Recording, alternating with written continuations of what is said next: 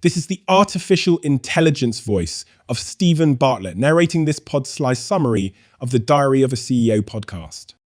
Renowned relationship therapist and best-selling author, Esther Perel explores the dynamics of relationships, love, and sex, and how these contribute to the quality of one's life. Perel points out that oftentimes people don't treat their personal relationships with the same care and attention they give to their business or career, leading to the degradation of those relationships over time.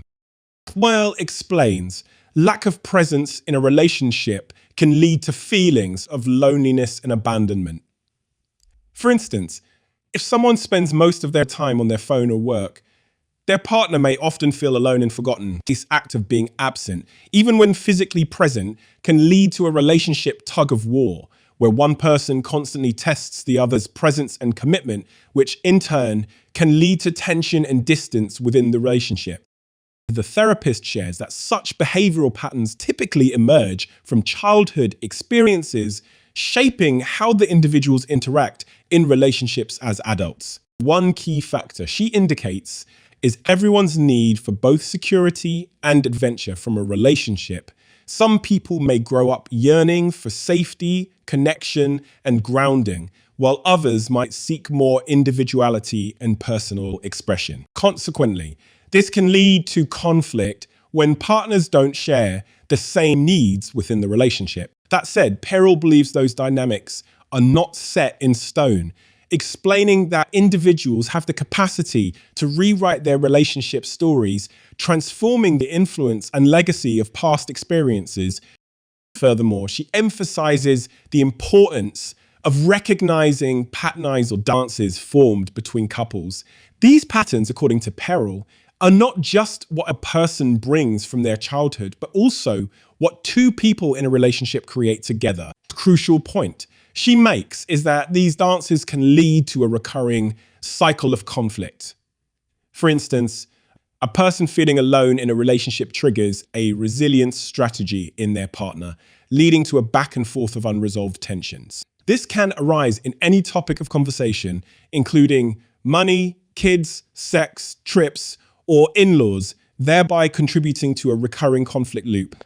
Perel rounds up this section by offering a solution to breaking these dance patterns. She advises the need for acknowledgement and attention, asserting that taking the time to truly be present can make all the difference in breaking these relationship patterns. The guest argues that by genuinely acknowledging your partner and their needs, it's possible to disrupt this cycle of conflict and contribute positively to the relationship dynamics. Perel explains a dynamic that often occurs in relationships, highlighting how we often yearn for what we resist. If one person is intruding on the other's independence, it's likely because they're expressing the aspects of independence that the other person doesn't want to deal with. We all have needs both for independence and for connection. According to Perel, we tend to outsource the parts of our needs we are conflicted about, formulating dynamics within the relationship. These needs could differ, for example, between security and freedom, cohesion and individuality, and predictability and innovation. Perel continues to explore the notion of interdependence in relationships. When one person can do something because the other person is taking care of various aspects of their shared life, that enables mutual appreciation. Acknowledging this aspect is not only a show of gratitude, but humbles the individual, reinforcing the idea that they couldn't do this without the other party. This acknowledgement proves meaningful and lets the other person know they matter in their shared life. The expert also warns against treating relationships as in thoughts or backups to our professional or personal commitments. An attitude of complacency often leads to relationship degradation. She stresses that relationships, much like any other aspect of life, need attention, care, creativity, and integrity to thrive. Dealing with modern loneliness arising from a partial presence, which Perel relates to the overuse of technology, is vital. This absence of total presence often makes people question their relevance and significance, leading to a sense of ambiguous loss, a feeling of having someone physically present but emotionally or psychologically distant. Perel suggests a seemingly basic yet challenging solution to this problem, disconnecting from technology and truly paying attention to the other person. She asserts that even though we may feel busy, it's crucial to prioritize our relationships, reminding us that relationships aren't cacti that survive without water in the desert. Interestingly, she points out that the foundation of the solution lies in our ancestral habits. Walking. Taking a walk together helps couples connect and communicate, involving motion and proximity, yet offering a sense of individual space where deep conversations can take place organically. In the grand scheme, it's about balancing professional obligations with personal commitments to maintain meaningful relationships. Esther Perel emphasizes the need for active cultivation of a healthy relationship. Through her metaphorical figure 8 explanation, she illuminates how our actions influence our partners and subsequently, the dynamics of the relationship as a whole. A change in one's behavior can ultimately influence the other party and help establish a healthier dynamic. The podcast transitions into discussing the importance of acknowledging small moments of connection between partners. These moments occur through what Perel terms as a bid for connection. An example includes sharing an interesting article or video with your partner, despite seeming insignificant. These actions communicate, we're in this together. These moments of engagement help maintain the spark in a relationship by preventing instances where couples take each other for granted. The conversation dives into the consequences of disconnection, with one couple's experience highlighting the damage of neglecting a relationship. Striving for balance between professional commitments and personal relationships is emphasized as key. Perel suggests that unlike in previous times where external pressures like the church held families together, the health and happiness of a romantic relationship nowadays is primarily what determines family survival. Talking about the gradual nature of falling out of love, Perel refers to love as an active verb, implying it requires continuous action. Lack of such action leads to a faltering relationship. Perel also sheds light on the importance of effective conflict handling and resolution within relationships. When couples argue, they need to focus on the underlying connection that has been disrupted rather than the surface level point of conflict. Lastly, Perel stresses how relational systems aren't just about romantic love, but they serve as the foundation for other societal structures, including businesses. The verbs Perel associates with relationships, such as wanting, imagining, receiving, giving, sharing, feeling, exploring, experiencing, all contribute to the life force that keeps any relationship thriving. She thus encourages individuals to view and manage their romantic and business relationships with the same attentiveness, creativity, and commitment. Esther Perel delves deeper into the reasons why conflict and uncertainty often paralyze people. She points out that children no longer have the freedom to play outside and engage with peers, developing essential social skills like conflict resolution and teamwork. Consequently, newer generations tend to be more socially atrophied and anxious. This heightened state of fear and avoidance has been exacerbated by the COVID-19 pandemic, as humans are forced to navigate a virtual landscape, further straining their ability to handle conflict. Perel offers a simple remedy for some of these social issues. Close the screen, go outside and play. She encourages individuals to reconnect with others, allowing their children to learn critical life skills through play and social interactions. This approach will enable them to tolerate uncertainty, reduce anxiety, and manage the looming mental health crisis. Perel then moves on to discuss how modern individuals struggle with finding the balance between seeking independence and cultivating their relationships. She emphasizes that love and relationships aren't just binaries, black and white affairs. She views our desire for both freedom and a deep romantic relationship as a universal predicament. Discussing the essence of her book, Mating in Captivity, Perel speaks about the reconciliation of two opposing human needs: the need for security and the need for change. In the past, these needs were met by different sources, religion and family, But modern romantic relationships are expected to satisfy both, creating a unique set of challenges. Adding to this, Perel elaborates on how the nature of sex has transformed over the years. Going from being duty-bound to a form of personal expression and pleasure, sex entails more than just physical activity. Its frequency, meaning, and experience all play a role in shaping a relationship. Perel also considers how society's mounting expectations of monogamy and finding the one have led to unrealistic ideals. This evolution has created a slew of contradictions and raised questions about our fundamental relational arrangements. According to her, every relational system, whether it's a family, a romantic duo, or a company, must strike a balance between stability and change.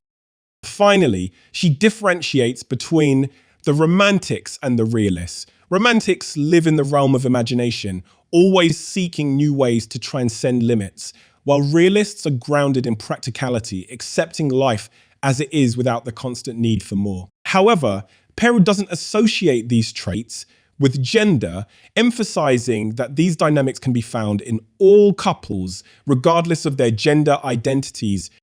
Esther Perel begins by discussing the social construction of gender and its influence on communication, particularly about emotions and desires. She argues that men, traditionally discouraged from openly expressing emotions, often use the language of sex to communicate their needs. Women, conversely, not traditionally encouraged to openly express sexual wants, tend to talk more about emotional or relational needs, even though they often contain desires for sexual intimacy and pleasure.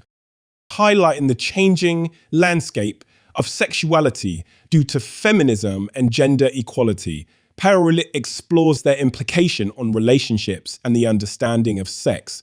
There has been a progression from viewing sex as a marital duty to recognizing personal desire and pleasure. These evolutions, she notes, do not negate the potential emotional challenges and contradictions that even progressive couples may face. Perel then criticizes the significant amount of research on women's desire, arguing that it implies that women need more help in their sexual relationships and neglects the complexities of men's desires. She underlines that every individual and every couple faces unique sexual challenges, irrespective of gender, and stresses the need to tailor sexual relationships to the needs and wants of both partners. Further expanding on the topic, she admits witnessing couples struggling with their sex lives. However, she thinks this struggle often arises from a lack of understanding and communicating about individual desires, leading to potentially dissatisfying. Sharing a personal anecdote, the host, Stephen Bartlett, outlines a past relationship breakdown due to sexual issues. However, upon reuniting and making conscious efforts to understand each other's sexual languages, the couple managed to rejuvenate their sex life. Perel agrees, emphasizing that changing the sexual dynamics within a relationship often requires action and exploration rather than merely discussing the lack of sex.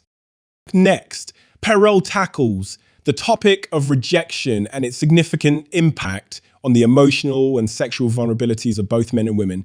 She explains that the fear of rejection and performance anxiety are common sexual vulnerabilities. Her theory is that pornography's appeal partly stems from its evasion of these vulnerabilities. It offers a realm where one can never be rejected or incompetent, including the conversation, the future of sexual relationships in the age of artificial intelligence is discussed. The host hypothesizes that virtual reality and AI could serve as an idealistic alternative for those seeking to avoid the complexities and vulnerabilities of real-life interactions. However, Perel expresses concern over this prospect, understanding its appeal, but also questioning whether it can genuinely substitute genuine human intimacy and connection. Called in this podcast, Esther Perel discusses how couples often experience sexlessness in their relationships, prompting host Stephen Bartlett to further inquire about sexlessness, its dynamics, and its impact on couples. Perel begins by questioning what exactly is meant by sexlessness, underscoring that a lack of sexual activity isn't necessarily about frequency.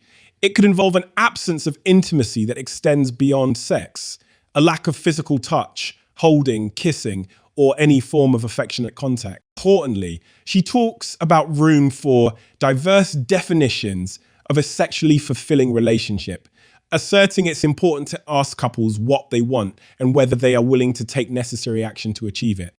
Another key point discussed is about shifting one's mindset about sex from a performance-focused model to a quality-focused. Perel stresses the importance of communication in sexual relationships, developing a language that enables partners to express what they like, what they desire, and respond appropriately to their partner without judgment or criticism. Perel acknowledges that the lack of sexual interaction among couples could stem from various causes, from smell, body issues, and trauma to lingering resentments or a fundamental inequality in the relationship. Sometimes a partner may even hold the belief that they or their body is unattractive, which can hamper their sexual engagement. In discussing the intersection of health and sex, Perel states that many couples above 55 stop being sexual due to men's health issues and the medications used to treat them, which often have sexual side effects. If males place their entire sexual identity on their penis and their sexual abilities, any disruption can lead to feeling inadequate and hence ending sexual activities.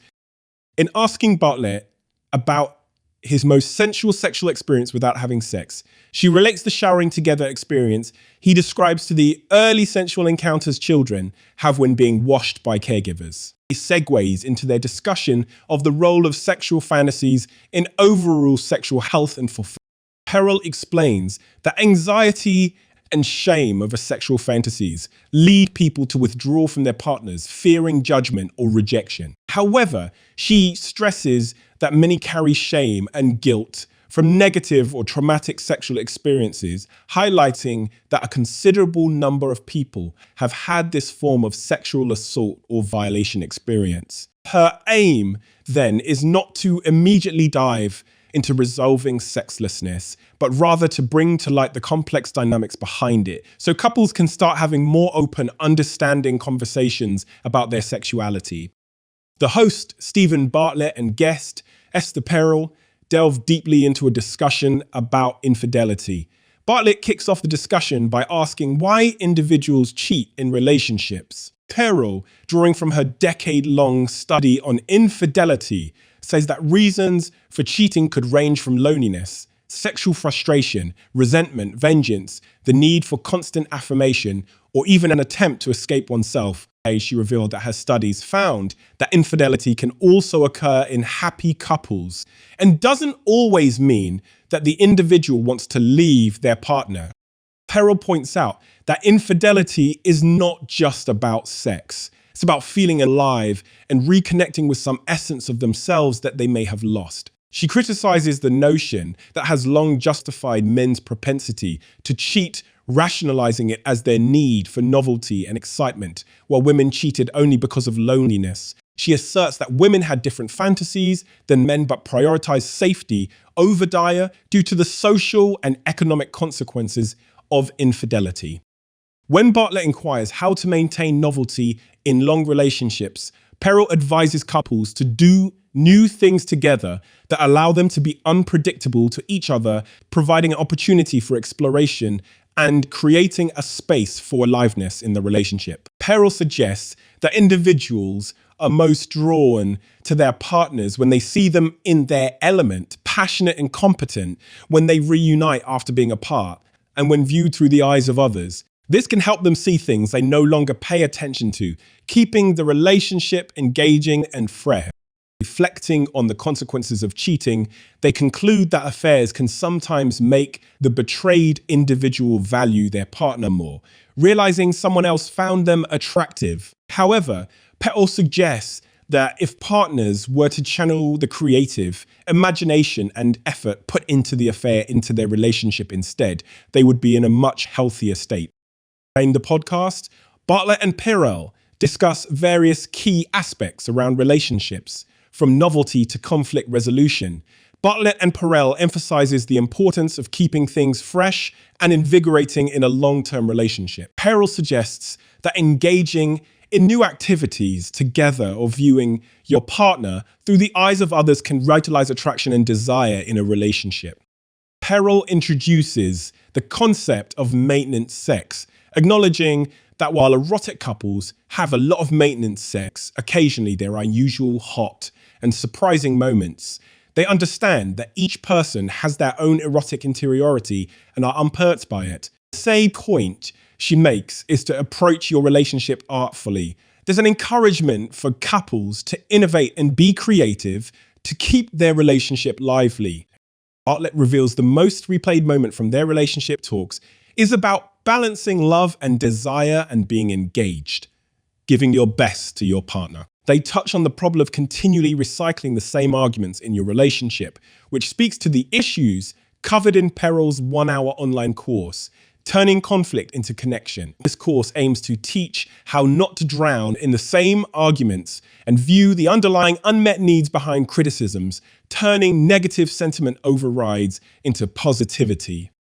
Perel believes sitting alone and reflecting on your relationship with your partner can fill up a gap similar to filling a tank with gasoline. Writing a letter to your partner, sharing your thoughts on various moments between you, can signal you value the relationship and aren't taking it for granted.